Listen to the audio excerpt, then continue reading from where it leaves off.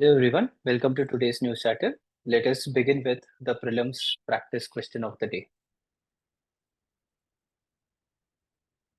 Take a look at this question.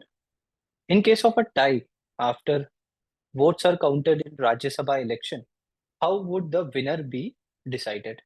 So this question is given here because of the recent Rajya Sabha elections, especially in Himachal Pradesh. So several cross voting happened. So that is why they are asking these kind of questions. In case of a tie after votes are counted, if two candidates have same amount of vote, then how will the winner be decided? Four options are provided. A re-election will be conducted. The member of the ruling party in the state assembly will be announced the winner. The winner will be decided based on the draw of lots. The speaker will get an extra vote. In such cases, it is given in the Representation of People Act 1951 that the winner will be decided based on the draw of lots. So be very careful about it and try to remember this point. It is very important for this year's prelims. Gaganyaan. Gaganyaan is a very important project for ISRO and the Indian government as a whole because India is trying to send its representative to the space. So for the first time, an Indian mission is going to carry Indians into space. Already, an Indian has been in space with the Russians long back, but at present, we are going to send a spacecraft to land or to make sure people can survive in space. So this is very significant for India because in future, India is trying to get its members into the surface of moon. India is trying to launch its own international space station also. So in order to achieve all these things, we need to ensure we are capable of spending crafts which can make people to stay in space.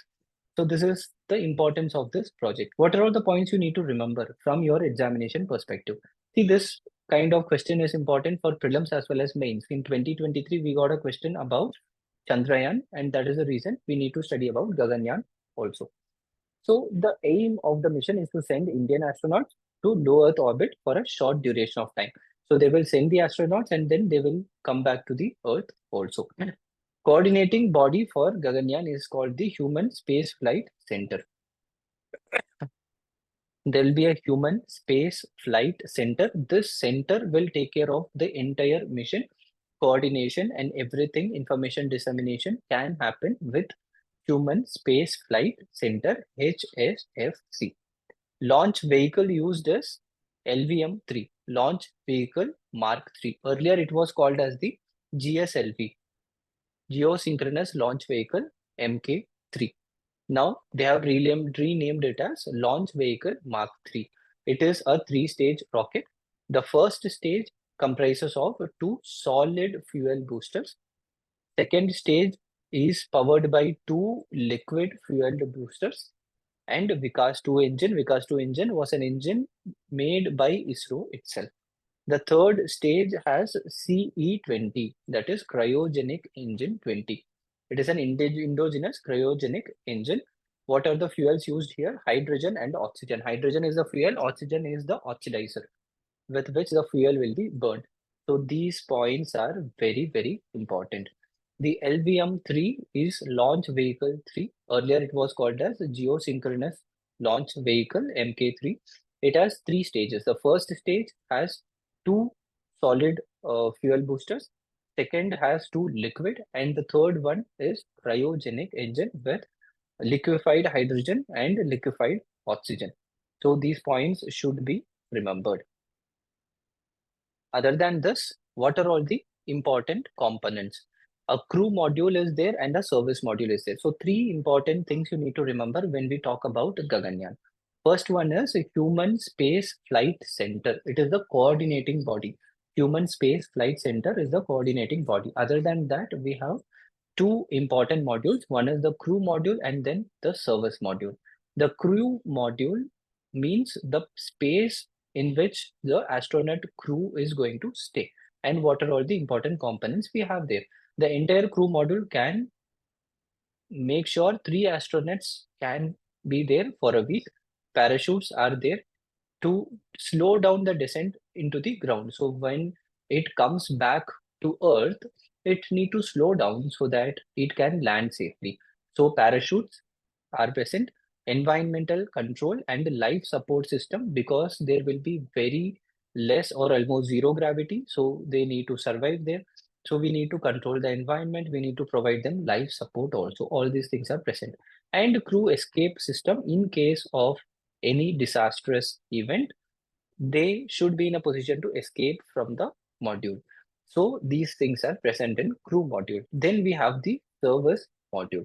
Service module contains the propulsion system required to raise the orbital module's altitude once it separates from the rocket. It will get, the entire spacecraft will get separated from the rocket, but even after that, they have to navigate and then come back to Earth. So when they are coming back to Earth, there should be some fuel. So that's why we have a separate propulsion system with fuel in it so that they can come back to the Earth. A gynoid. This point is very important. Gynoid is a feminine robot and it's named as Vayomitra. Gynoid means a feminine robot and it is named as Vayomitra. So this robot is also sent along with the crew members. What this will do, it will be fitted with sensors to track the effects of radiation, weightlessness, monitor capsule conditions, and provides sound alert in event of any kind of emergency. So for all these things, regular monitoring of the module, regular monitoring of the astronauts, the impact of the space on astronauts, and in case of any emergency, they will send some voice information so that they can be aware of the situation. So three things I have told you. One is Human Space Flight Center, second one, crew module, and third one, the service module. So these things you should be knowing about. About the appointment of Lokpal, the Lokpal chief is going to get appointed, and we need to know about the appointment process. Very simple, very easy. You would have already studied in your polity. The President of India is the person who appoints it based on the recommendation of a committee. So the selection committee is composed of these people: Prime Minister, who will act as the chairperson, Speaker of Lok Sabha, leader of opposition or leader of the largest opposite party in Lok Sabha, Chief Justice of India, or a judge who is nominated by him.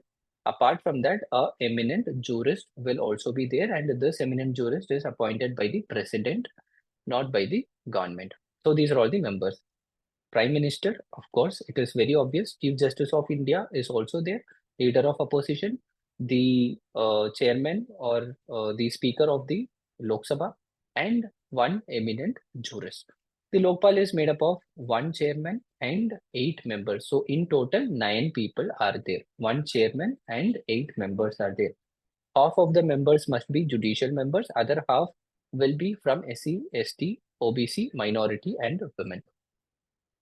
So out of these 8 members, 4 members will be judicial members. Remaining 4 members should be from these categories.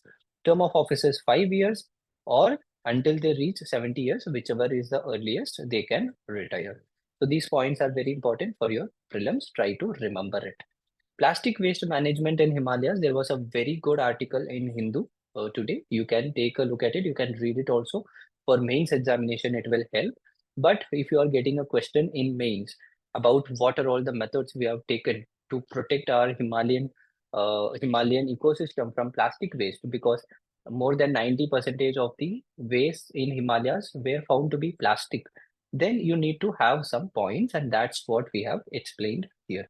The statistical analysis done by Center for Science and Environment using the Central Pollution Control Board data shows that India is merely recycling just 12% of its waste materials. Remaining 88% of waste material are not getting recycled. This is a very sad reality. When we talk about Himalayas, we have the solid waste management rules, plastic waste management rules, and extended producer responsibility. So these 3 acts are there already to process the waste, and they tell how the waste should be managed in the country.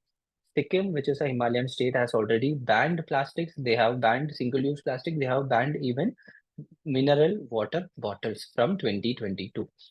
Aizawl Municipal Corporation of Mizoram. They have made bylaws under the Plastic Waste Management Act in 2019 itself. Tripura has made certain policy changes. They have enacted municipal bylaws and they already also have a state level task force to eliminate single-use plastic. These are all the measures we already have. So Sikkim has taken some measures, Mizoram has taken some measures, and Tripura has also taken some measures. But these are all not enough because the amount of waste concentration in Himalayas has been increasing. So what we should do is we should converge the existing schemes. We already have rules, we already have laws, we already have several acts, but there is no convergence. So we need to make sure the Swachh Bharat Mission and the Mahatma Gandhi National Rural Employment Guarantee Scheme and the Finance Commission's grant all should come together. So ensure that Swachh Bharat Mission, which is already going on in UP and several other Ganga states, is employed or implemented in Himalayas too. Ensure that the Manrega workers are working for prevention of plastic accumulation in this ecosystem, and the Finance Commission should ensure that some amount of extra finances are allocated for the Himalayan states. Main question of the day, plastic waste management in India needs a complete overhaul to ensure the sustainable urban space. About, you need to write about Plastic Waste Management Act. You need to mention what measures we have taken. We have taken Swachh Bharat Mission, Amrut scheme is there, Smart City Mission is there. Mention about everything. Plastic waste management rules are there. Recycling is taking place. There is a very good case study also when we talk about the recycling of plastic waste. There are a lot of case studies you can study about that. You can mention it also. Prelims pointers about Hangul. Recently, there was a news that Hangul population has increased. It has crossed 300. Hangul is a very important deer in Central Asian region and Kashmir of India. It is Central Asian red deer and it is a critically endangered species. It is also mentioned in CITES Appendix 1. That means they cannot be traded. What are the ecosystem of it? They are found in dense riverine forests, in high valleys and mountains of Jammu and Kashmir and northern Himachal Pradesh. One very important national park for Hangul or Central Asian red deer is Dachigam National Park, which is located in Jammu and Kashmir. Some important point for mains examination: inter-party democracy. Within a party, whether the members have enough say in the party, whether the party is running in a despotic manner, whether the party is completely controlled by a single family. So these kind of things need to be sorted out in India. In several, in most of the parties, when we talk in terms of democracy within a party, our country is very infamous for lack of inter-party democracy. Political parties do not have enough democracy within the parties. So what measures should we take? Very simple. The Law Commission, 255th Law Commission has already proposed certain changes in Representation of People Act 1951, according to which every political party should have a executive committee and they should select the candidates who are to contest the elections in parliament and state assembly. So the leader of the party should not tell, there should be an executive committee that should tell who will contest. And regular election should be there for positions within the party. So who will be the party president, who will be the party vice president, who will be the treasurer of the party. So for all these things, conduct election within the party and let the members vote. This is what Law Commission has told, but we have not implemented it yet. Law Commission also proposed that Election Commission should be given some extra power, such as imposing some monetary penalties within the party or making sure a party's registration is taken away if they are not sticking with the regulations of the Election Commission. So these things should be known. You should get all these points so that you can answer these points in your mains question. So that will be all for today. All the best. Study well. Let's meet tomorrow.